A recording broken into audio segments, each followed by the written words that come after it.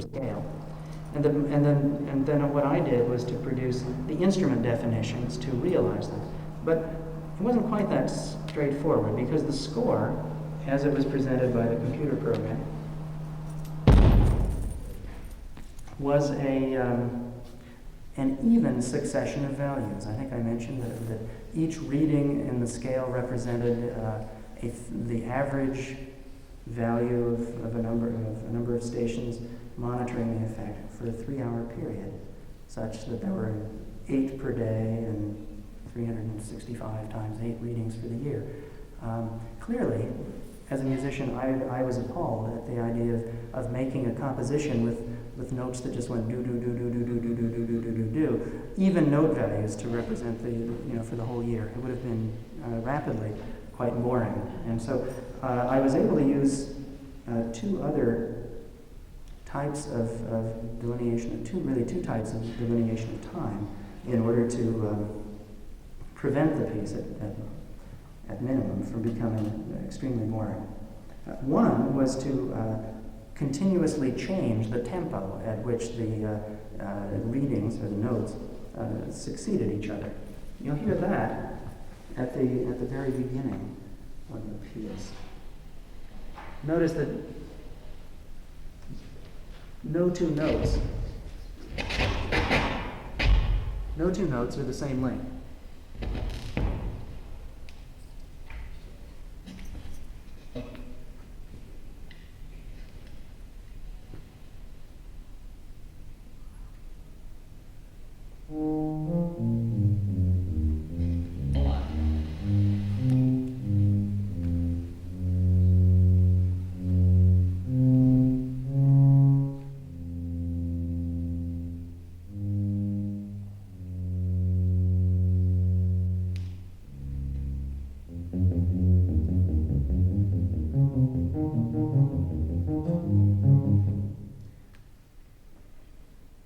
It turned out that the data for the year that we used was filled with, had 21 occurrences of what were known as sudden commencements. That was a point in the year at which there was a sudden increase in the amount of radiation from the sun, a big deformation of the magnetic field. And these were marked along the course of the year that we used. And what the tempo so for the tempo fluctuations of this first section then resulted from a mapping of a graph representing the highest reading within a section between 2 sudden commencements versus the relative length of that section into the notes in the first sudden commencement section. So that it's the fluctuations of tempo then are not arbitrary. It's an attempt to reflect at one dimension of the piece the aspect of the data at another, and to make a pattern that gives the piece some internal unity. At the same time, that it enables this continuous change of tempo to prevent the boredom. Other aspects of the piece use this same graph. There are not only changes of speed at different parts of the piece, but also changes of channel location and changes of loudness of the notes, all reflecting these patterns. There's another kind of demarcation of time in the piece.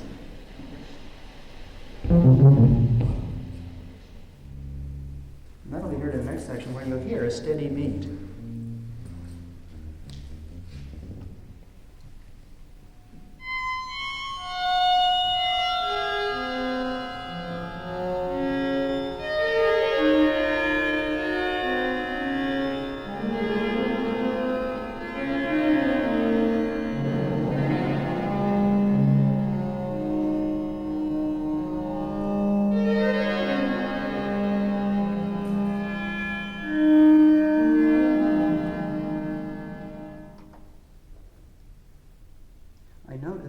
I knew that in writing the piece that I needed to have something to offset the continuous changes of tempo, there needed to be contrasting sections in which there was a steady tempo. And in reading through the computer printouts of the year 61, I noticed that there was a pattern that started in about, I don't know, February and went till April or something, which was this. There would be a pair of readings which had the same value, a pair of adjacent readings which had the same value. Then there'd be a group, usually of different groups of different numbers, in between double readings which had which were single valued, and then another double reading.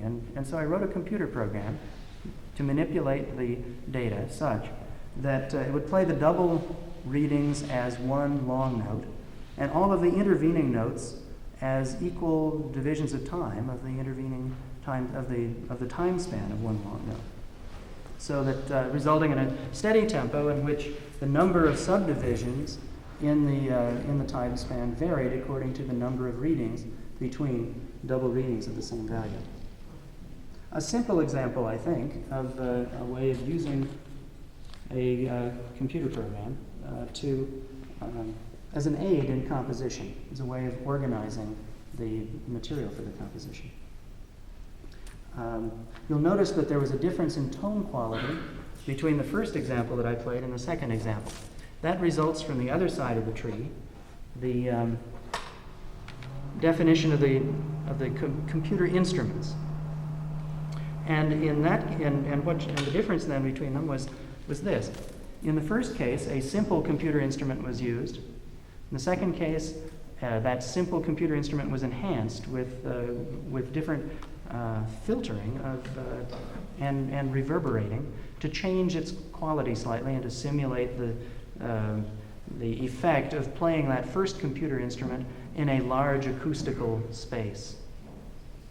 The other sorts of instrument designing that go on in that piece have to do with the effect of changing the acoustical environment for that computer instrument that you hear right at the beginning.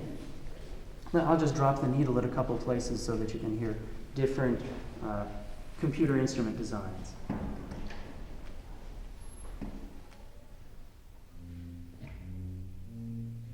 Okay, this will be the second example that you heard.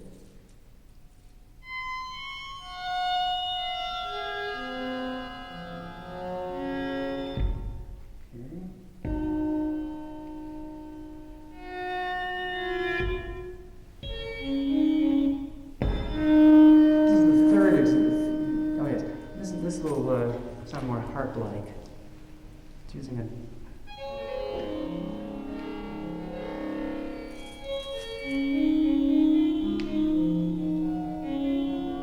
Notice that the tempo is changing continuously and that it's a different tone quality.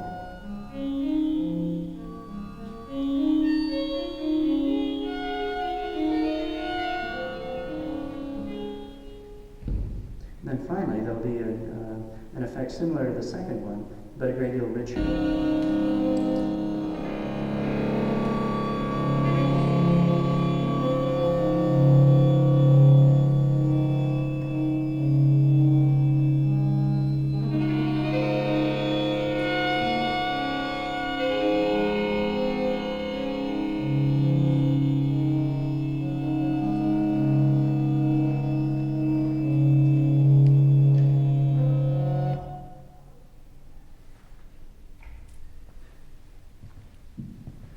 That's then, I think, a rather brief tour through the considerations in the composition of Roots' magnetic field.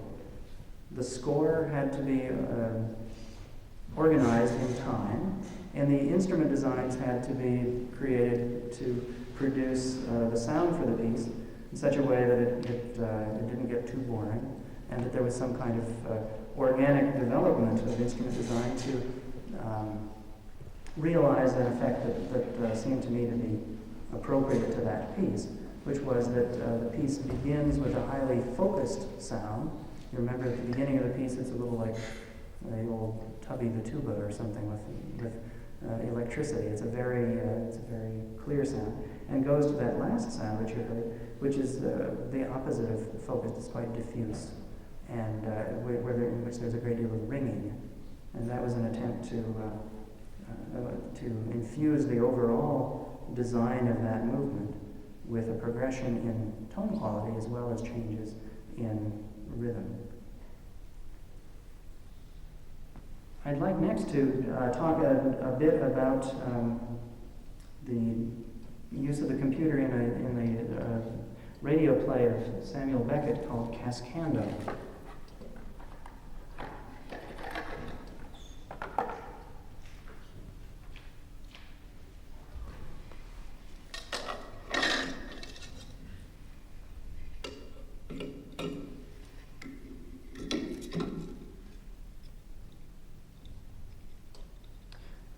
I mentioned the other evening that the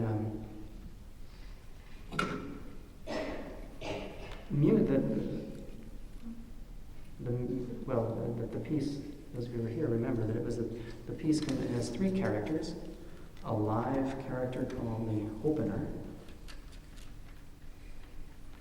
a voice called the voice, and a musical texture called the music. And I mentioned at that time, just before the performance, that the music was made out of the voice. And I'd like to talk a little bit about just how that's done. First I have to check to see that the tape is going in the right direction.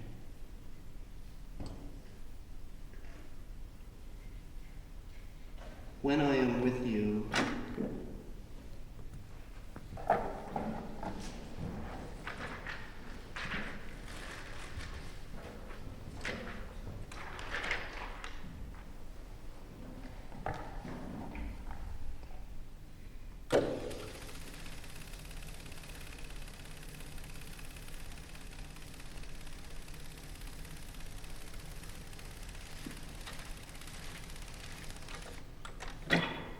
I know.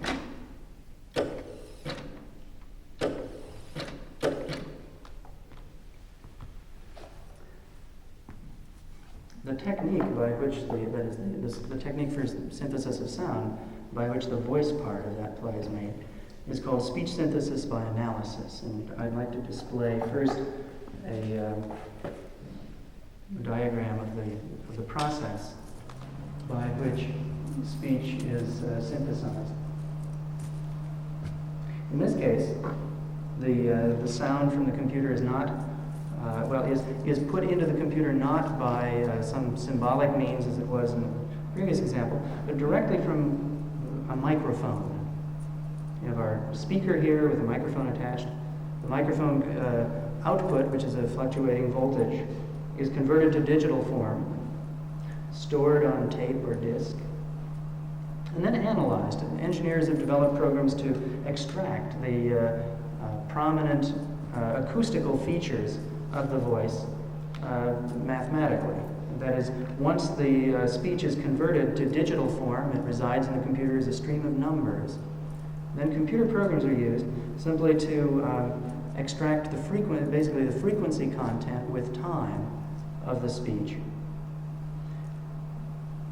The analysis programs produce a list of parameters for every 100th of a second of the speech.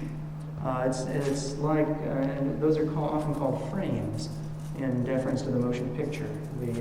A complete list of parameters for the speech will, for a 100th of a second, is like the frame of film, which when shown in the midst of a lot of other frames will enable you to reproduce the scene that the camera filmed. Similar situation here. A frame of speech with all the parameters will enable you, when that frame is taken together with its neighbors, to produce the speech that was produced at the microphone in the first place. It's a little like reconstituting orange juice. You know, they take all the oranges and they mush them up and take all the water out and shift the pulp long distances and advise you to add water to put the juice back together. But we're not quite interested in just reconstituting the speech directly, because obviously you can use a tape recorder to do that.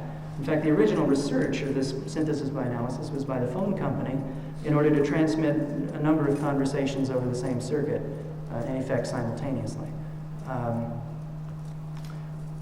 I wasn't interested in that, but I was interested in the fact that after the parameter list was prepared, it was possible to edit the parameter list to change the speech from the way it had been to the way that we wanted it to be.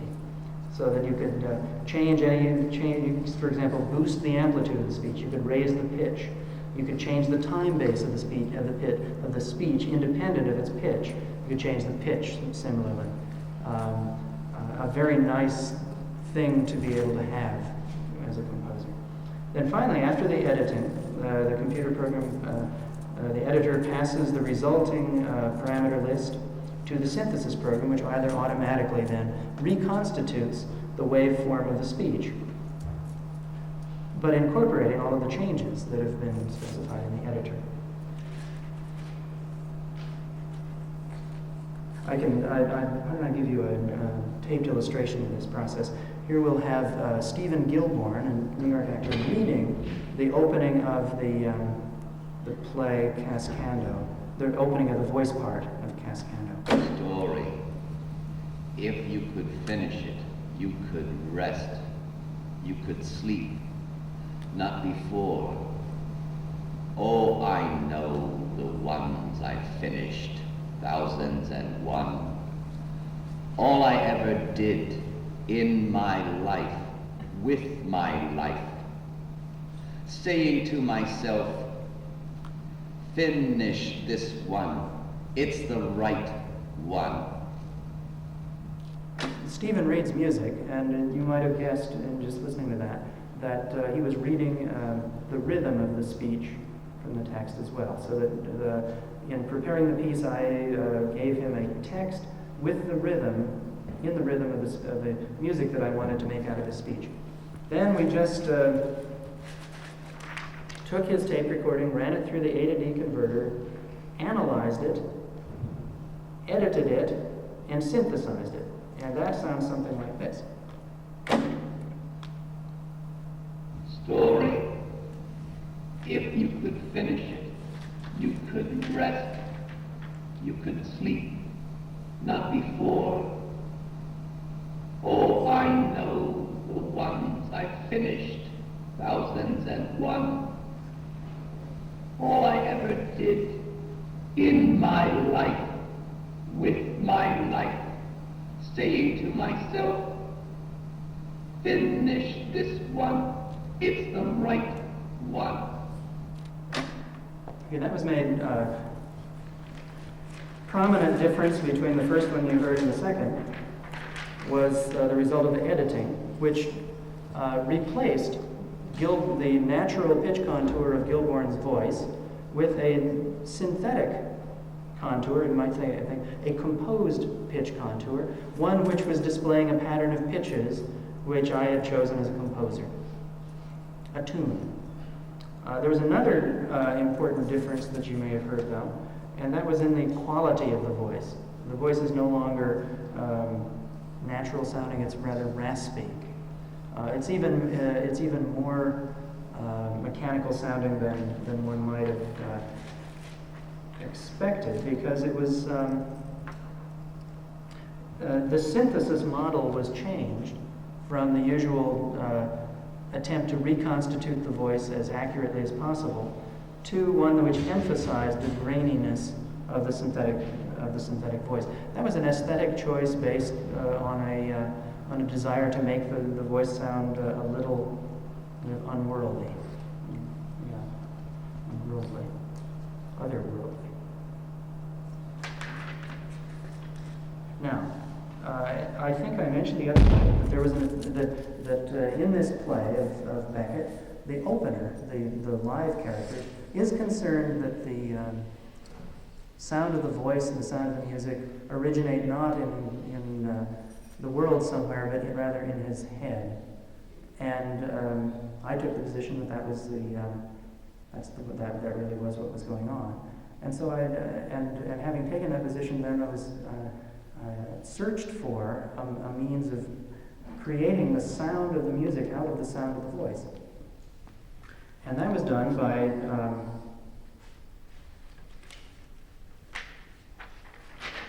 simply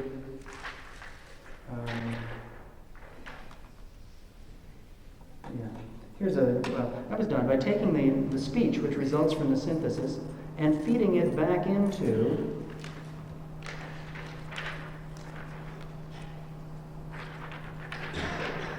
as a third input to a program for synthesis of sound.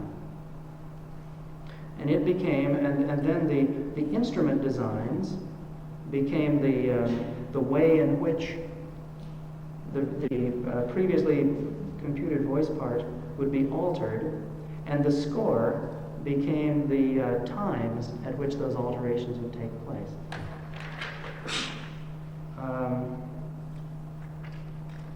And let me tell you now a little bit about the instrument design. The music was made and took advantage of that feature of the speech. And it was made by, when the voice was fed back into the computer instrument, sensing whether it was on, that is, whether it was in the midst of articulating a word, or whether it was in a pause between words. If the voice was on, then it was obliterated so that you couldn't understand it, but then rung at pitch levels related to the original melody of the voice. If it was between words, then a rustling, thumping kind of noise comes up from the background.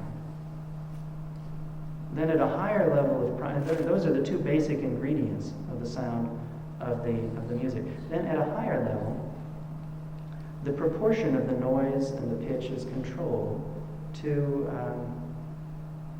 form an analogy in the music to the two parts of the voice which are articulated with synthetic speech. The noise production of the voice, and the voiced part of speech, the vowel sounds. And so that the pitch in the music is analogous to the vowels, and the thumping sound is analogous to the consonant sounds. And so in a sense, the music of Cascando is another voice, this one not articulating speech, but one in which there's a sort of a close-up, almost close-up photograph taken of the voice at its source, at its point of origins. Let me then play you the resulting music from that previous passage.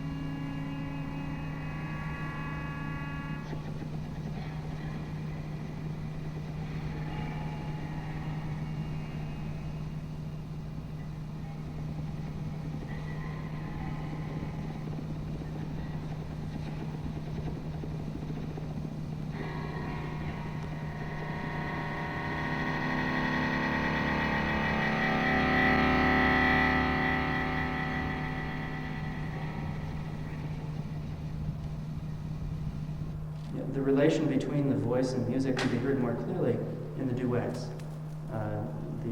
You'll hear the music sort of begin to appear in the pauses between the phrases of the voice in the duets. And remember that the music that you hear is based directly on the voice sound that's just preceding it. It's getting hard. Finish it. Don't give up. Then rest. Sleep. Not before. Finish it. It's the right one. This time you have it. You got it. It's there. Somewhere. You got it. Follow him. Don't lose it. Woman's story. Getting on. Finish it. Then sleep. No more stories.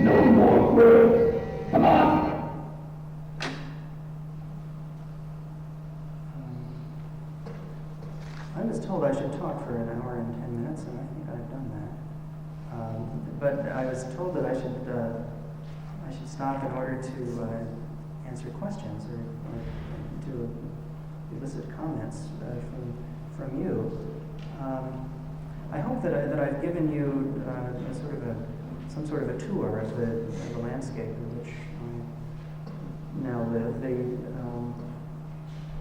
The computer arts are bound to become a more important part of the whole artistic scene, and these are some of the early attempts at incorporating them. Any questions?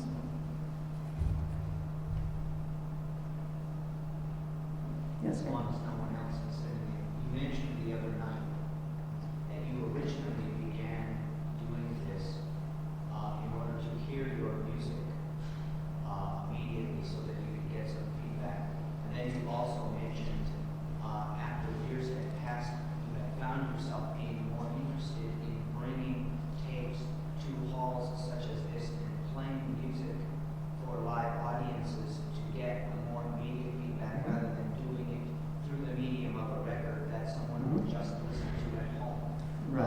Can you maybe expand on that a little bit? Yeah, I actually, my career in computer music spoiled me. My initial experiences spoiled me because I produced a piece called Changes in the spring of 1969, and it was on a record and distributed by September in the spring of 1970. It was on a record within 6 months, and I had a similar experience. My next piece was out even faster than that, and so I had the mistaken impression at one point in my life that it would be possible to just make immediate contact with people through the medium of the phonograph, and that hasn't, it turns out, sustained itself. Thus, I find it an important, and so in that case, I was getting rather rapid feedback from phonograph records. Not doing that now. Record companies are in very bad shape, producing very little new music, and what they do produce is usually over a long time lag. And so I think it's out of a need to get something back on those pieces, so I'll know which way I should go from here. That's my practice now.